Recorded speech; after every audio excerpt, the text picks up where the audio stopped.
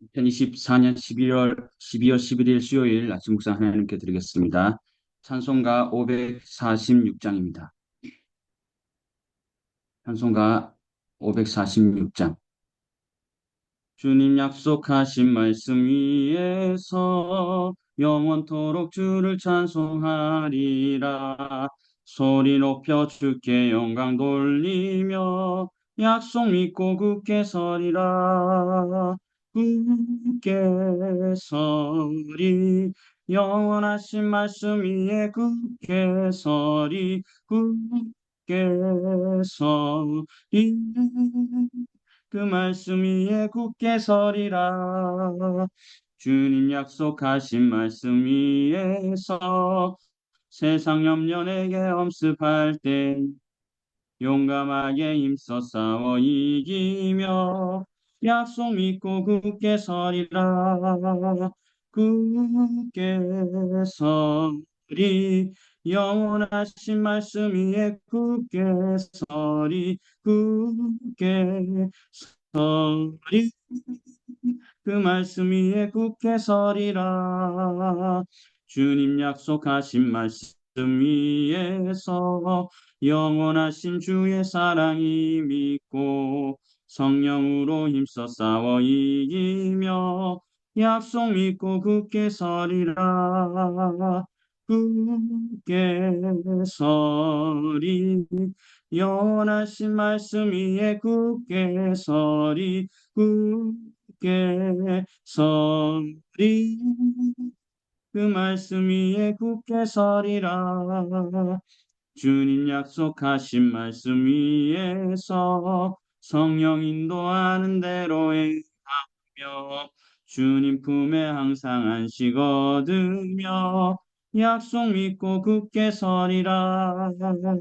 굳게 서리 영원하신 말씀 위에 굳게 서리 굳게 서리 그 말씀 위에 굳게 서리라. 이 아침에 우리에게 주신 하나님의 말씀은 계속해서 요한계시록 13장 11절에서 18절까지입니다. 요한계시록 13장 11절. 내가 보매 또 다른 짐승이 땅에서 올라오니 어린 양같이 두 뿔이 있고 영처럼 말을 하더라. 그가 먼저 나온 짐승의 모든 권세를 그 앞에서 행하고 땅과 땅에 사는 자들을 처음 짐승에게 경배하게 하니 곧 죽게 되었던 상처가 나은 자니라.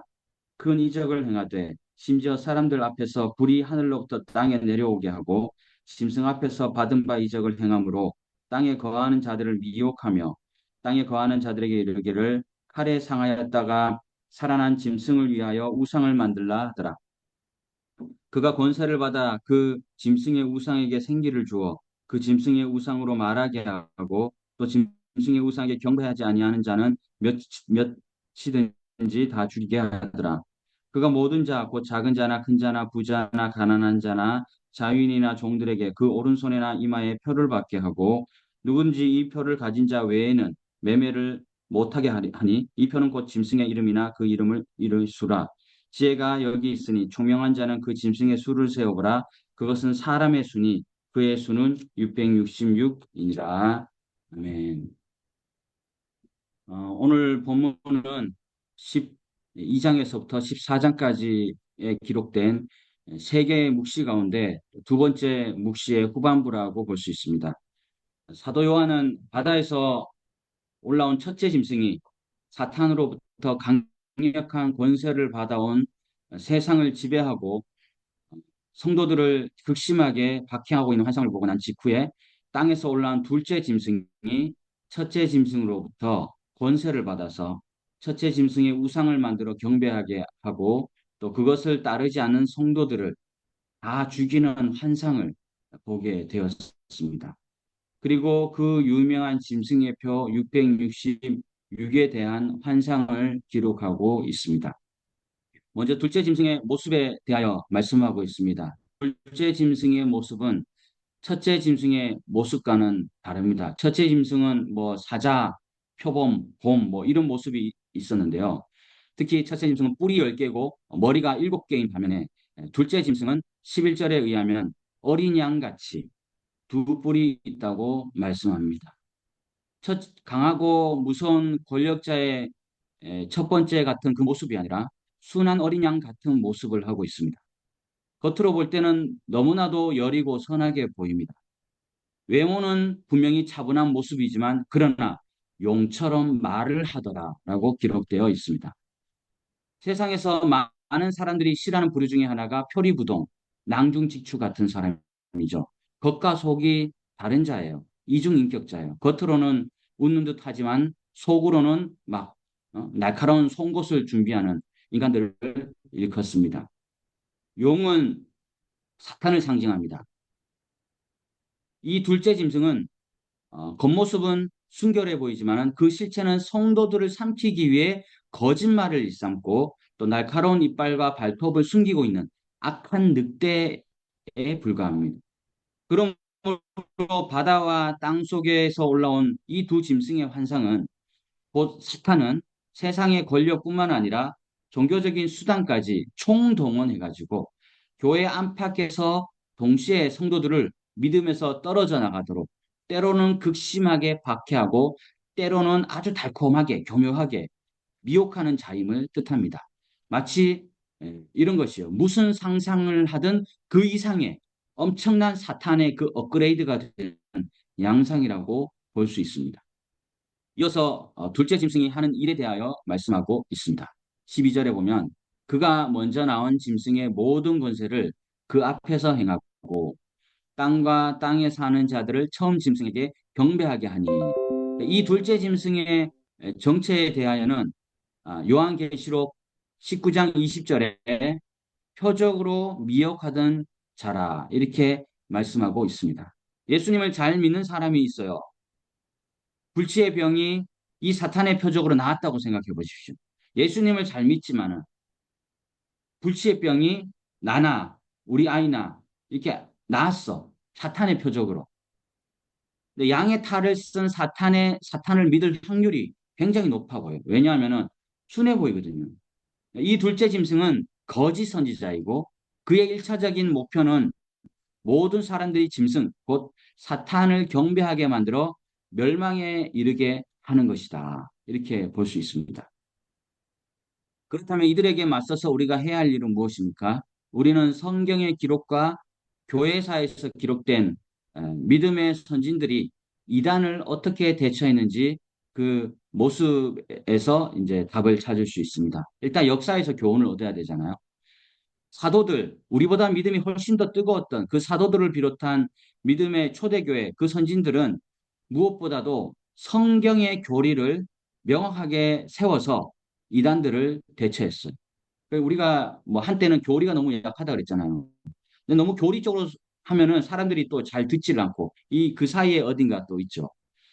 우리가 지난번에 제가 한번 말씀드린 적이 있는 것 같기도 하고 우리가 어릴 때 부르던 동료들이 많잖아요.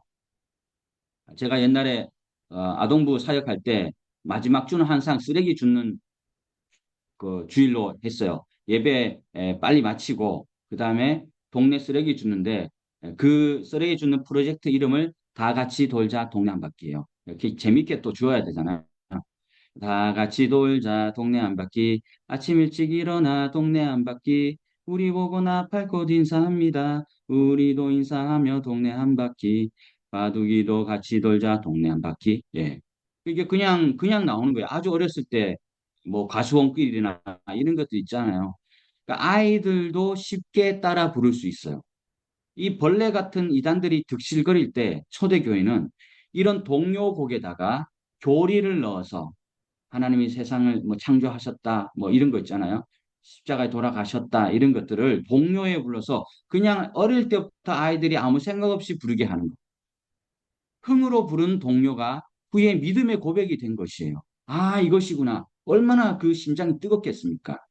그래서 그러한 것들을 한데 모아가지고 회의에서 전체 회의에서 만든 것이 사도신경 아니에요. 사도신경. 진짜요. 사도신경이 성경의 인건 아니잖아요. 그렇게 모여진 것들입니다. 이 일을 통해서 잘못된 교리와 의도를 분명하게 밝혀내고 그들을 교회에서 몰아냈어요.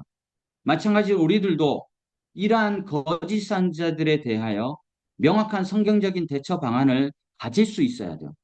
뭐 적어도 목회자는 제가 봤을 때는 1차적으로 목사, 특히 담임 목사의 개인적인 신앙 간증과 고백이 중요하고 또 간증에만 머물러 있으면 안 되죠. 목사가 신학을 비행기 타면서 안수받았는지 인터넷으로 했는지 어디서 했는지 샅샅이 봐야 돼요. 빼놓을 수 없는 부분입니다. 또한 12절의 마지막에 죽게 되었던 상처가 나은 자니라. 자, 보세요. 이 첫 번째, 이게 죽게 되었다 나은 자예요. 이 숭배받을 대상이 사탄이 만든 자가. 그러니까 사람들은 거반 죽었다가 살아난 이 스토리텔링 있잖아. 사람들은 또 텔링이 있으면 귀를 기울이잖아. 마음이 가고. 아, 그랬구나. 정말 믿을만 하구나. 이래야 되는 거예요. 죽었다가 칼에 맞았다가 살아나니까 사람들을 미혹하기에 충분한 스토리가 되지 않겠어요? 13절, 14절에 둘째 짐승, 곧 거짓 선자들도 이적을 행할 수 있음을 보여줍니다. 그것도 하늘에서 불이 떨어지게 하는 큰 이적을 행해요. 이것은 이미 예수님께서 경고하신 것입니다. 마태복음 24장 24절에 보면 거짓 그리스도들과 거짓 선지자들이 일어나 큰 표적과 기사를 보여 할 수만 있으면 택하신 자들도 미혹하리라. 자, 여기 미혹한다고 되어 있죠. 최고의 과학과 문명과 지식을 소유한 이 시대에까지 여전히 이단의 미혹에 걸려들고 있는 것을 보면 미혹은 치밀하고 교모하다는 것을 인정하지 않을 수 없습니다. 이어지는 이 15절은 둘째 짐승의 최종 목적에 관한 것입니다. 짐승의 우상에게 생기를 주어 라는 말은 거짓 선지자에게 사람의 손으로 만든 우상에게 생명을 주는 것만큼 놀란 능력이 있음을 의미합니다. 그러나 어, 우리가 아시다시피 창조란 단어는 하나님에게만 쓰이잖아요. 다른 사람에게 창조라는 말을 이렇게 쓰이지 않습니다. 마귀가 창조의 권능이 있다는 것이 아니라 마치 마술하는 것처럼 그들도 복화술 같은 것으로 사람들의 그 눈을 속여가지고 우상이 말하는 것처럼 보이게 할 것이라는 의미입니다. 그 사람들의 분별력을 완전히 마비시켜서 그에게 속아 우상을 숭배하게 되는 것이라는 것이에요. 우리는 요한계시록의 경고를 받아들여서 철저하게 준비해야 합니다. 그리고 거기에 빠진 사람들을 구해내야 합니다. 하나님께서 우리를 구원하신 것은 바로 이 일을 맡기시기 위함이에요. 16에서 17절에 의하면 모든 계층과 모든 신분의 사람들이 다 짐승과 우상을 숭배할 것이라고 말씀하고 있습니다. 그들은 오른손이나 이마에 짐승의 표를 받음으로써 자신이 짐승에게 속한 자인 것을 드러내는데 이것은 마치 요한계시록 7장 3절의 말씀처럼 하나님의 종들이 이마에 인침을 받아 자신이 하나님께 속한 자임은 그러니까 하나님의 속한 자는 이마에 인침을 받잖아요.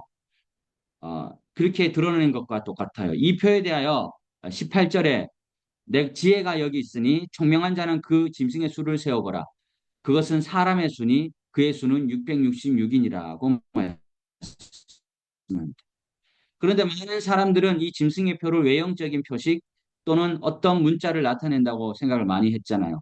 예를 들어서 헬라어 알파벳에 고유한 숫자가 부여되는데 666은 짐승의 이름 알파벳 수의 합이라고 주장하기도 했고 그래서 그 이름의 알파벳의 수의 합이 666에 해당하는 자로서 네로 황제, 뭐 히틀러, 적그리스도 이렇게 어차피 떻게든 끼워 맞추기도 했고 또 현대에 와서는 컴퓨터 바코드처럼 몸의 문신이나 또는 마이크 칩의 형태로 666, 주민등록증 만들 때, 혹은 뭐 신용카드 만들 때 난리 났잖아요. 그죠? 그러나 우리가 요한계시록을 읽을 때 꼭 기억해야 하는 것은 예수님을 어린 양으로 교회를 촛대로 또 사탄을 용으로 적그리스도나 거짓 선자를 짐승으로 그리고 숫자들도 다 상징적인 기간이나 수를 나타내고 있다는 것이에요. 그런데 다른 것은 다 상징으로 사용하면서 유독 666만을 문자적인 의미로 사용했겠느냐 하는 점에서 설득력을 있습니다. 우리가 총회파송 선교 훈련을 받을 때 십몇 년 사역하시다가 총회파송 선교 훈련 받으러 한 50대 정도 되신 선교사님이 오셨는데 파키스탄에 있거든요. 거기에서는 뭐 하나님 이런 편지조차 잘 못 쓴대요. 그 사장님 잘 계십니까? 이거는 교회는 평안하십니까? 이런 거잖아요. 그 요한계시록도 다 그런 식으로 쓰여진 것이거든요. 다 상징인데 그 상징을 가지고 어떻게 해석을 하고 할까 시작부터 꼬인 것이죠. 여기에서의 이 이마나 오른손 666은 모두 다 상징으로 보아야 돼요. 이마는 사람의 마음, 오른손은 사람의 행위를 뜻하는 것이에요. 이마나 오른손에 짐승의 표인 666을 받는다는 것은 그의 마음과 행위가 사탄을 따른다는 것을 의미해요. 물론 하나님의 인을 받는다는 건 역시 그의 마음과 행위가 하나님의 뜻 안에 있음을 의미합니다. 특히 이 6이라는 숫자는 완전한 숫자인 7에 가장 근접해 있으면서도 여전히 불완전한 숫자로 완전에 도전하는 세력을 상징합니다. 이렇게 볼 때 6이 세 번 반복된 666은 불완전한 사탄이 완전하신 하나님의 지위를 노리고 도전하는 세력임을 상징적으로 나타낸 숫자라고 볼 수 있습니다. 666인 이 사탄이 아무리 강한 능력으로 도전한다 할지라도 하나님을 결코 이길 수 없고 그가 비록 일시적으로 성도들을 박해할 수는 있겠지만 잠시 동안 42달 동안 잠시 동안 할 수는 있겠지만은 영원히 박해할 수는 없음을 분명하게 보여줍니다. 그리고 더 중요한 사실은 사람이 짐승의 표를 받는 것에 강제에 의한 것이 아니에요. 너 안 받으면 주고 강제로 막 받는 게 아니에요. 자, 그럼 어떻게 받냐? 이에 대하여 성경은 다음 장 14장 9절에 만일 누구든지 짐승과 그의 우상에게 경배하고 이마에나 손에 표를 받으면 본인이 스스로 받는 거예요. 지가 받는 거예요. 누가 받았다고 할 필요 없어요. 본인이 받은 거야. 받으라고 한 것도 아니에요. 본인이 사탄에 감동해가지고 말씀도 보지 않고 사탄을 보고 받은 거잖아요. 그러니까 본인이 받은 거예요. 이는 사람들이 자의로 짐승의 표를 받았다는 거예요. 다시 말해 핑계 댈 것도 없어요. 하나님의 인을 받지 못한 자는 자신도 모르게 자의로 멸망의 666표를 받게 된다는 것이에요. 우리가 세상을 살아가는 동안에는 하나님의 표를 받은 사람과 짐승의 표를 받은 사람이 명확하게 구분되지 않을 수는 있어요. 그러나 이 땅을 사는 동안에 명확하게 구분되지 않는다고 해서 그 구분이 없는 것은 결코 아닙니다. 이와 관련해서 마태복음 13장 24절에서 30절을 조금 추려서 보면 알곡과 가라지 둘 다 추수 때까지 한 자라게 두라고 하잖아. 추수 때 내가 추수꾼들에게 말하기를 가라지는 먼저 거두어 불사르게 하고 이게 탁탁 털면 그냥 불불 날아가는 그런 신앙 같지 않은 신앙들, 겉만 그냥 보이는 그런 신앙들, 그리고 곡식은 모아 내 곳간에 넣으라고 하신 말씀처럼 세상의 마지막 날에 예수님께서 재림하시면 목자가 양과 염소를 갈라서 각각 우리로 들이듯이 하나님과 사탄에게 속한 자를 구분하여서 각각의 처소인 천국과 지옥으로 들어가게 할 것이. 창세기 4장에서 아벨을 죽인 가인에게 표를 주었잖아요. 그래도 하나님의 은혜예요. 그 표를 주었다는 것은 이 친구 건들면 너들 다 건드는 사람 다 죽는다는 거잖아요. 그러니까 그런 표를 받은 것처럼 우리도 하나님을 믿는 사람들은 표를 받은 거죠. 아담의 불순종으로 인하여 모든 사람이 죽었다는 것은 모든 사람의 이마에 짐승의 이름이 새겨졌다는 것을 의미하고 우리가 예수님을 알지 못했을 때는 우리의 이마에도 짐승의 이름이 새겨졌다는 것을 먼저 고백을 해야 되고 그러나 이제 예수 그리스도의 십자가의 보혈과 부활의 능력으로 성도들의 이마에 짐승의 표가 지워지고 예수 그리스도와 하나님의 이름이 새겨졌다는 것을 우리는 믿어야 됩니다. 전에는 사망의 저주를 피할 수 없었던 자였는데 이제는 예수 그리스도의 이름으로 하나님의 자녀가 되었습니다. 그러므로 성도는 세상에서 그리스도가 우리의 주인임을, 우리의 왕임을 선포하는 자라고 할 수 있습니다.